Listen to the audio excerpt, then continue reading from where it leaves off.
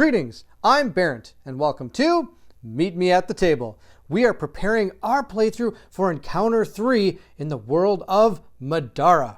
In this video, we're again going to do a quick setup, and then I'm also going to go ahead and read the narrative that goes along with this encounter.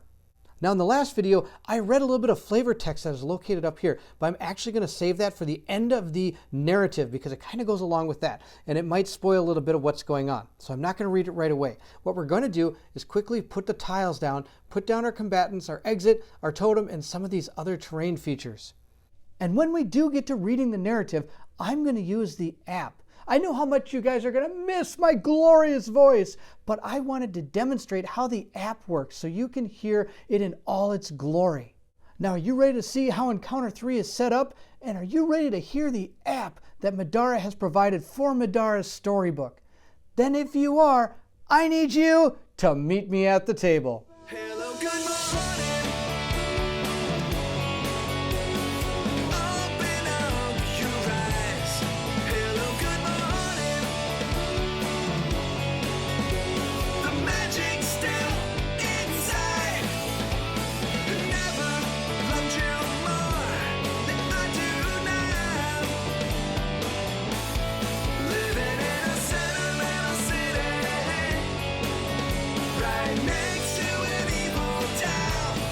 Hello, good morning. Open up your eyes.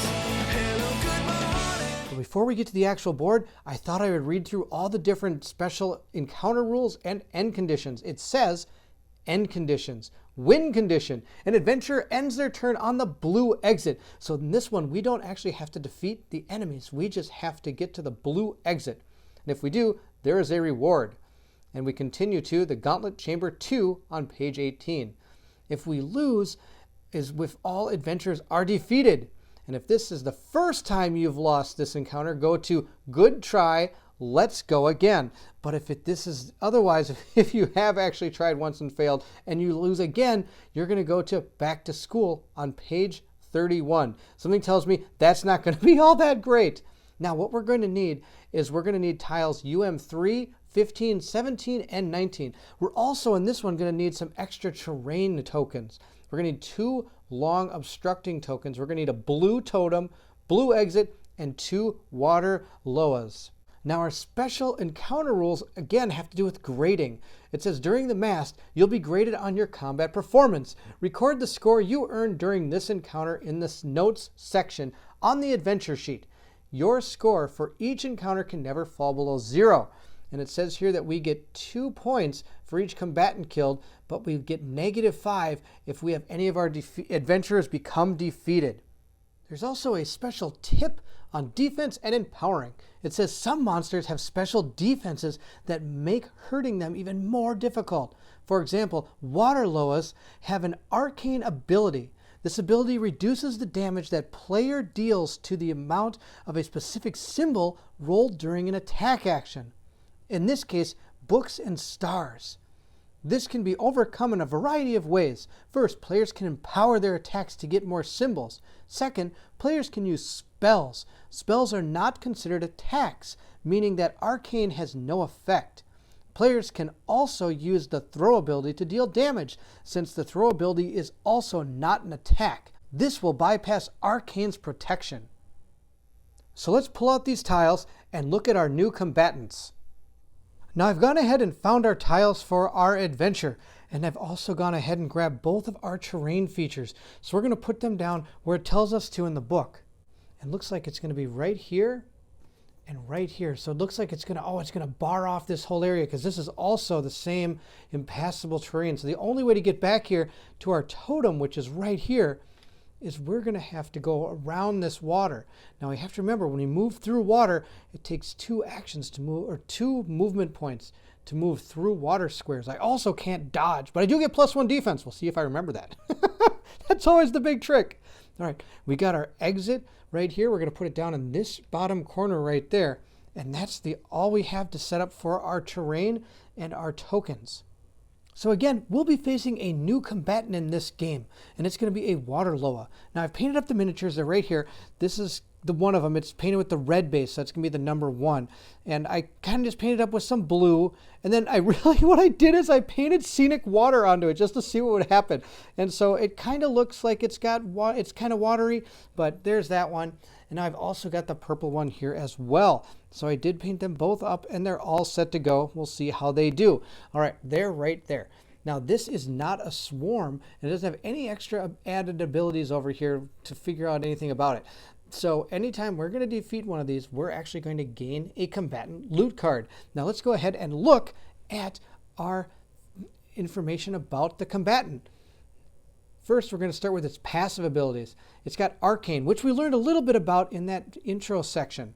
It says, when making an attack against the Water Loa, shields, books, and stars rolled during this attack roll are considered non-existent. Also, it has H2O. The Water Loa is not affected by water terrain and may never choose to leave it. The Water Loa never provokes break attacks. If removed from water, movement it makes must be towards water. When the Water Loa affects an opponent with a spell or hits an opponent with an attack, place a water token on the space the target occupies. So this can kind of be a tactical advantage if we want to. We can't ever make it have break attacks, but it will never choose to leave water. So if we can stay away from the water and maybe still be able to hit it somehow, we don't have to worry about it being able to get to us. Now it does have 4 different AI steps. Let's just quick go through them. It says, is there a figure within sphere of influence with an effect? So that means if we had something like courage or something, or if we had affected another enemy creature with something like paralyze. Remove a negative effect from an ally within sphere of influence. Otherwise, remove a positive effect from an opponent within sphere of influence. And if you notice, the next thing it says is continue down. So at the beginning of every turn that it activates, it will do this no matter what. And then it will continue down. But if this doesn't happen, it'll just keep going. But if it does happen, we do still get to keep going. So not only is it going to do something to help its friends or get us from getting positive status effects, it's then going to also be able to do something to us. The first one says, is there more than one opponent adjacent? Make a attack against the opponent with the most damage, then place water tokens on all adjacent spaces. Then move to the farthest space possible from any opponent. Oh, that could be pretty nuts. Now that's only if there's more than one opponent adjacent. If there's one opponent, this one is not going to come true. The next one says, is there an opponent within sphere of influence? If so, cast a spell 6, prioritizing the opponent with the lowest conviction value. Deal magic damage equal to 2 plus the difference rolled on the failed conviction check. Now in our group, the way everybody's set up right now, every person for conviction is rolling a purple and a white die. So this isn't the opponent with the lowest conviction. Our group has all the same conviction rolls. The next one says, can it move and attack an opponent within range 6? Move to be at up to range 6 from the nearest opponent. Then make a range 6 attack against the opponent with the lowest armor value. And again, our players none of them have armor except for Rook. So if Rook if they can choose between Rook and somebody else, they're actually going to choose someone else. And then on the bottom here, if we look, whenever they roll books on their dice, it says they get +1 to the roll. Now this is different from all the other things we've seen. Most of these are going to say plus to damage. This isn't to damage. This is to their roll to see if they hit. The next one is going to be lots of fun too. If they get a star on any of the dice, they're going to heal too. That's going to be pretty bad. So we're going to have to take these guys out really quick and try to one-shot them, just like our one-shot team can do. It gets to roll a white and teal conviction dice, and it does have a white casting dice since they do have a spell. Now, our Water Loas have 12 hit points, 9 defense, and can move up to 6 squares. Now, they're not very good at attacking. They only roll 2 purple dice. So their main deal is going to be trying to cast these spells, I think, is what they're going to try to do. So this is our Water Loa, and we've got 2 of them, and we're going to have 2 of them on the board. So let's go place them. All right, so our first Water Loa is going to be placed right here, and our second one is going to be placed right there. And now we get to place our adventurers, and our adventurers start way up there. So let's see here. We're going to put Rook here. Let's put Zeke in the back along with Remy. Those 2 are kind of hanging out. And Nightingale, I think she wants to be right up in front. She's going to be right up in front right there. There we go. So our adventurers are placed, our water lures are placed, we have our exit token here, and we also have our totem over here we could go check out if we can get to line of sight. So basically anywhere over there we can actually see this thing. So I have no idea what's over here. Let's try to figure that out as well.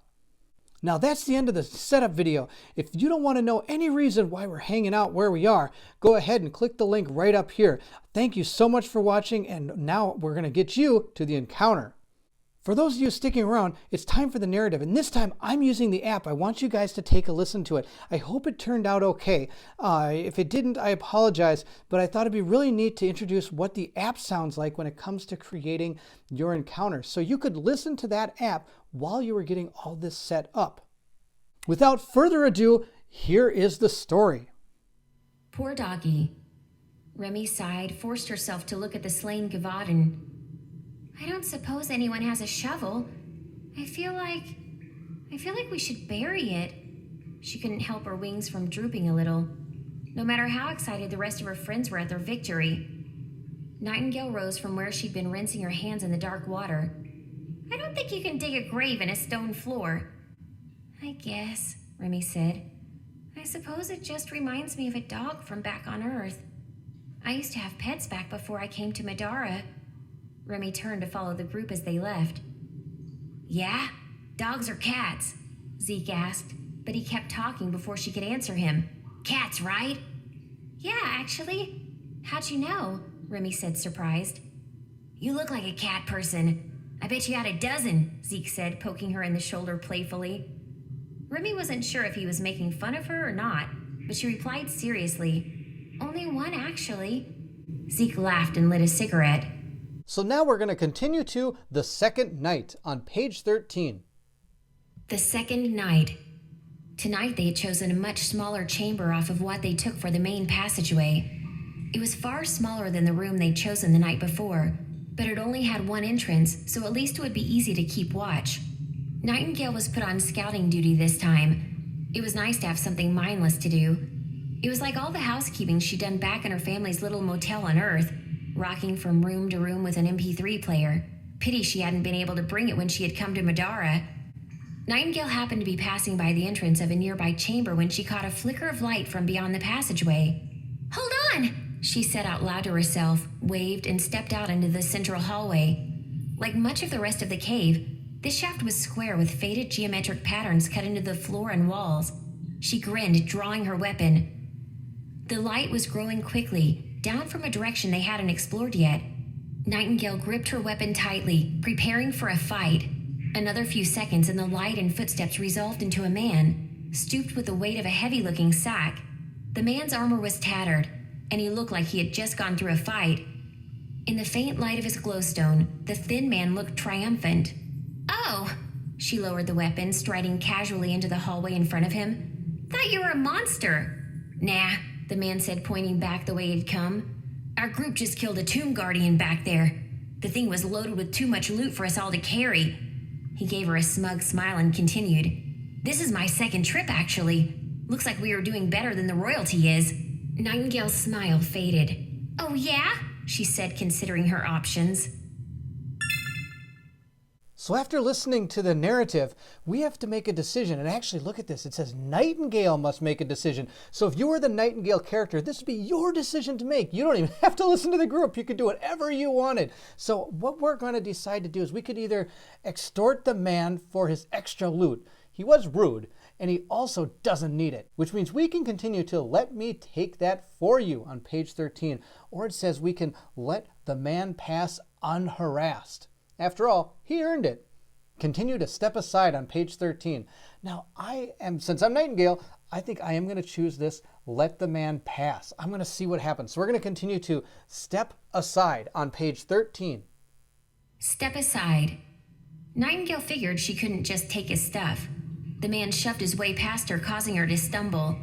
This swag's mine, he said with a haughty laugh. Nightingale didn't argue, glaring at his retreating back. It wasn't as though they were supposed to fight the other teams for loot. She grunted, then made her way back to camp. So having let him go, we'll have to go ahead and see what our reward is. I don't know what kind of reward we're going to get. We let him go. All right, it says here, the party gains 5 points on their mast grade. Oh, actually, that's pretty good. I'm guessing these points are probably a lot better than whatever items we would get, but who knows? We'll never know because the other one is also in this red text here as well. So I have no idea what that is, which again is kind of cool. So if you go and play through this again, you'll actually be able to, you could choose the other way and maybe you'll get something better. Who knows? But we're going to continue to sleep tight. Sleep tight. The little room heated much better than the vast chamber from the night before, and soon enough they were all toasty around the fire. The conversation was less subdued than it had been the night before. Everyone looked significantly more tired. "I'm not really sure what I'll do when I graduate," Rook was saying. "I mean, I couldn't just go back to the farm after spending all this time at the Institute." "What? You don't like farming?" A little cloud floated around Zeke, mingling with the smoke from the fire. He hadn't put down a cigarette since finishing his meal. Rook shrugged. "Nothing wrong with farming. My parents are good people and they do important work, but..." He paused. "We're not getting older anymore. And I'm no Cincinnatus. I think if I had to stay on a farm for eternity, I'd go insane. My idea of Elysium is a little less pastoral and more actually doing something." Nightingale chuckled and nodded, even though she had no idea who Cincinnatus was. "Well, I've got a suggestion," she grinned, resting one hand on the weapon at her side. "When I graduate, I'm going to join the Demiurge. You know, Alenia's special forces. Every day's an adventure after that. Why don't you join too?" Her smile widened. "I've got a friend who's already in. I'm sure he could put in a good word for you, with the way you fight." "We'll see," Rook said dismissively. "My parents are expecting me to help out on the farm." "Farming is so lame," Nightingale said, tossing her legs up onto a nearby rock. "We all have our roles," Rook said flatly. There were a few moments of silence then, as each waited for the others to speak. Nightingale turned slowly to look at Remy. "What about you? What are you going to do with your shiny new citizenship? You're the only one without familial expectations, right?" Remy looked away, shifting uncomfortably. I don't really know." They waited, but Remy didn't elaborate. "We shouldn't give up adventuring after this." Nightingale tried to look as reassuring as she could. "If we're here, we might as well enjoy Middara's advantages. We could live forever exploring ancient ruins, rescuing artifacts of unimaginable power, saving the world." Zeke looked doubtful. "Can't live forever if you get eaten by monsters." "Like that would happen." Nightingale raised her twig-like arms and flexed. "Have you seen these guns?" "Yeah, we'll see." Zeke rolled his eyes. "There's still one more day left in the mast. Plenty of time to find something big and hungry enough. They'd probably have to eat 5 of you to fill up, though." "Or 1 rook," Nightingale smiled. Rest came easier the second night, though Nightingale awoke a little sore from all the walking and fighting. They didn't stay long. Another breakfast of trail rations, and it was back to the cave for their last day of the mast. It was a little annoying how their travel distance each day was restricted, bookended with impassable hallways and convenient campsites. Even less faithful to adventuring was the regular presence of the bellicose cubes. Nightingale doubted very much that she would ever see one in any of Alenia's ruins. She couldn't wait for the next fight, but there was no bellicose cube as they proceeded. Confused, Nightingale glanced around the cavernous chamber. "That's strange." Nightingale kept walking forward. "I don't see a bellicose cube. You think we're almost done? I was really hoping to fight a couple more monsters before we finished." "That shouldn't be the case," Rook replied. "They didn't want any of us to get seriously hurt." Nightingale skipped further into the darkness. If Rook was right, there had to be another bellicose cube nearby. Behind her, Rook stooped and studied the ruined remains of a silver basin. He scowled and looked back up. "We'd better be careful. It looks like something happened to the cube. I doubt that the proctors would have intended this to happen." As he said this, Nightingale screamed. Rook spun around to see her being charged by a huge stone monster. It hit Nightingale with a boulder-like fist, sending her sprawling near a treacherous gap in the cavern's floor. The creature advanced on her, threatening to crush her beneath its massive weight. Nightingale held her weapon up in a vain attempt to block it, but it was futile. "Nightingale!" Rook yelled as he darted across the room, his huge frame pounding with desperate fury as he rammed into the creature. He knocked it aside moments before its massive stone arms came down on Nightingale. Rook pulled at Nightingale's shirt, yanking her to her feet as the monster began to rise again. "Run! We can't fight this without a bellicose cube!" Rook turned and the group sprinted into darkness. Eventually they came to a stop, panting heavily and hoping they were safe. "Oh boy," Nightingale said, shaking her hands to wash away the adrenaline coursing through her. "That was exhilarating." "Exhilarating?" Remy caught up to them nearby, recuperating from the sprint. "You almost got turned into a Nightingale pancake." Nightingale nodded and looked back the way they had run from. "What was that thing anyway?" "I think it was an Earth Loa. It was either not supposed to be here, or perhaps they planned on us having that bellicose cube intact. In either case, we're okay now," Rook grumbled. Nightingale burst out laughing and turned to Rook. "You just saved a princess in distress! So cliché!" "I guess I did," Rook said, smiling. "I'm glad you're all right." "Thanks to you." Nightingale walked up beside him and her hand shook a little as she slapped him on the back. "I should have noticed that wasn't just a pile of rocks." Rook relaxed. "No big deal. That's why you never adventure alone, right?"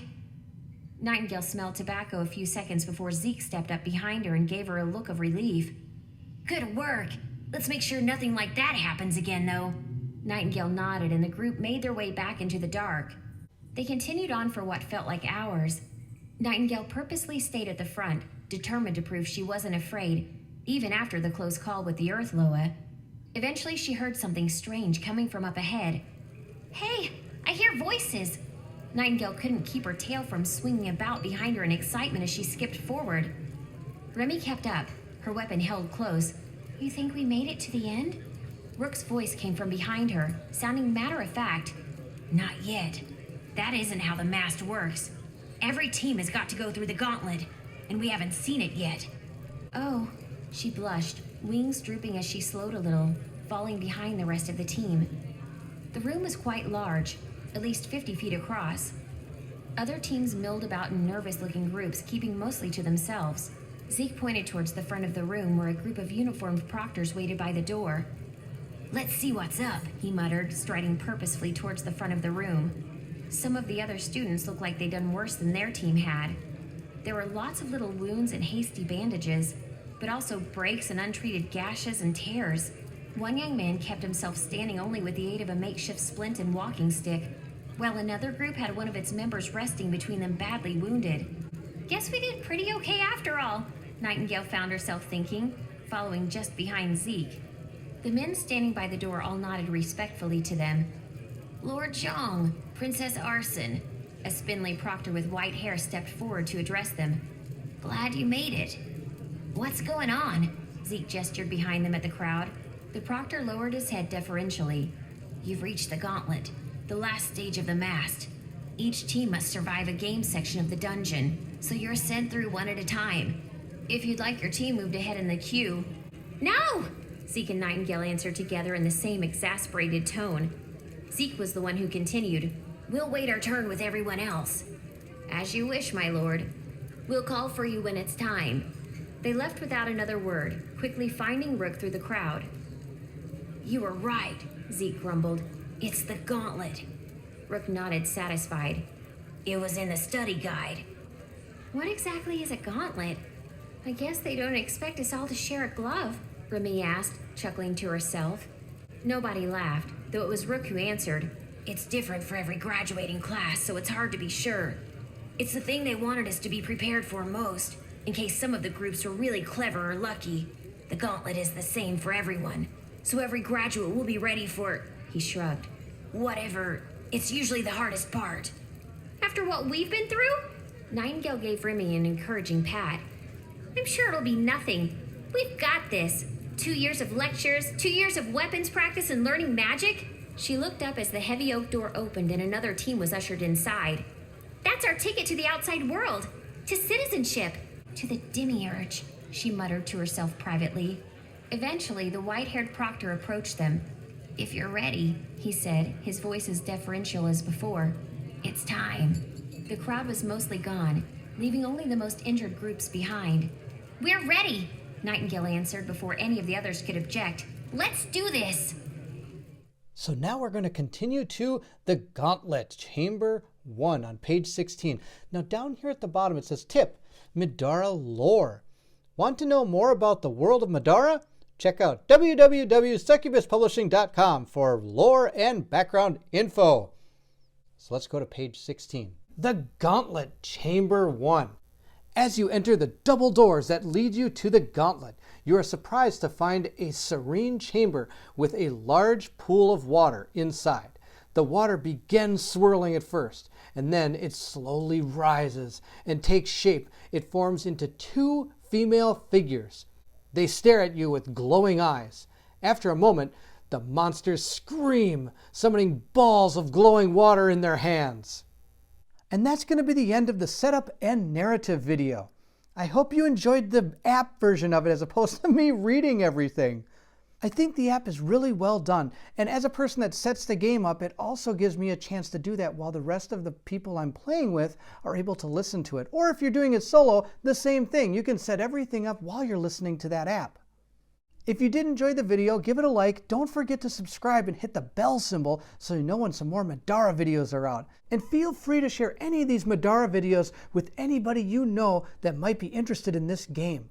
And please leave anything in the comments below. I'd love to hear from everyone. We're going to be moving into Encounter 3. And will our brave adventurers be able to take out these water loas and get to that exit? To find out, I need you to meet me at the table.